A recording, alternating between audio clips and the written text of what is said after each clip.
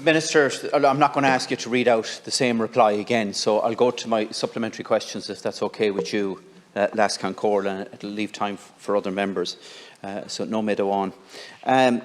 Minister, you made the point in your earlier reply to me that part of the reason for the delays was because of tree trimming and ducting and so forth.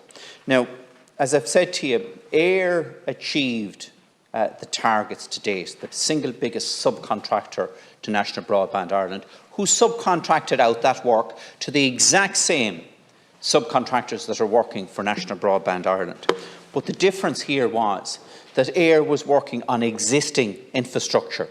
It didn't require consent or approval from Irish Rail, from local authorities, or from Transport Infrastructure Ireland, and that is a significant problem.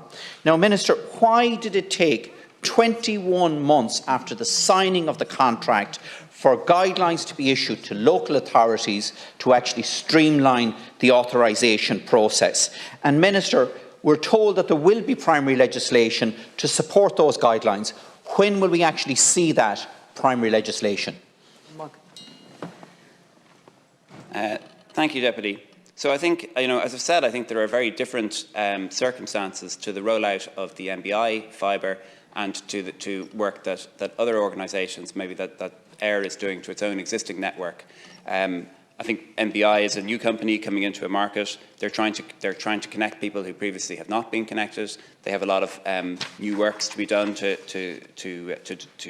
and they don't have those existing relationships with suppliers that other people had. That doesn't mean that their excuses for delays are reasonable, and it doesn't mean that they don't get penalty clauses applied for the delays that happen. But there is a learning from those, and my focus will be to make sure that that the delivery is accelerated, and it has accelerated. And I think that if you look at other projects like the vaccine rollout, that there are periods of time where the ramp up happens, where in this case, where the surveys are carried out, where initial work is carried out, where lessons are learned before a much larger rate of rollout is achieved at later points. Specifically, Deputy Naughten, you're asking me about when will legislation be brought in to support guidelines for how NBI works with local authorities. Not all of that requires primary legislation. Not all of it requires legislation at all. Some of it just requires sensible work practices and people being brought together. And as you say yourself, the task force is going to be the answer to a lot of that. I'll come back to you if you're on this specifically if there's any primary legislation which is going to come in to support this. And give you some timelines around that. And if you want to make suggestions on how that should be done, I'm absolutely happy to help you with that. In general, though, I feel that the project is getting back on track. That the rate of delivery of these, the rate of delivery has greatly increased, and I expect that by next year that 140,000 homes will have been passed.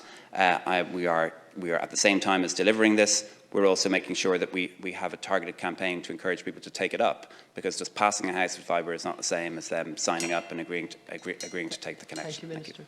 Deputy Naughten.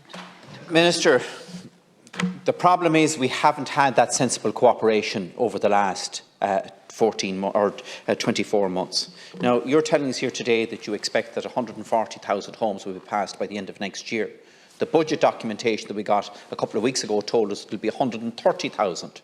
So that means there are only going to be 10,000 more homes passed next year than this year. So where's the ramp up in relation to that?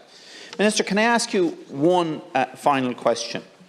And this is something that you can take up directly, and I'm asking you to take this up directly with the European Commission. And that is the definition at European Commission level of high-speed broadband is 30 megabits per second. Now, I don't think there is any family in this country that believes 30 megabits per second is high-speed broadband. Now, if that definition was increased to 150 or 500 or 1 gigabit, it would stimulate private investment, and we're already seeing that. But it would also ensure that NBI could intervene where the private sector wouldn't. So that single step would help to address the overall deficit across this country. The influence on climate partly is that people can work from home, so they don't have to travel so far, but also essentially the network runs on light, so it takes less power to operate. So there are many many benefits to it. There are no figures for it. There should. And Deputy Bruton is right. Yeah, we should have better data in terms of what is the baseline for high-speed broadband.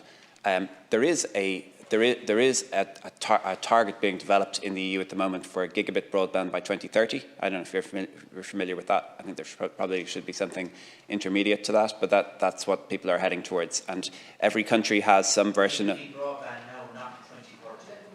Every country has some version of the National Broadband Plan. I haven't met any communications minister in any country who has a more ambitious plan than we have. Most of them are going for some form of wireless as their final delivery. You know, wireless is good. It's just not upgradable in the future to the kind of levels that we can achieve. You know, 25 gigabit, which is eventually where we're heading. Thank you. No, thank you. Pomijik Bogarai, Pomijik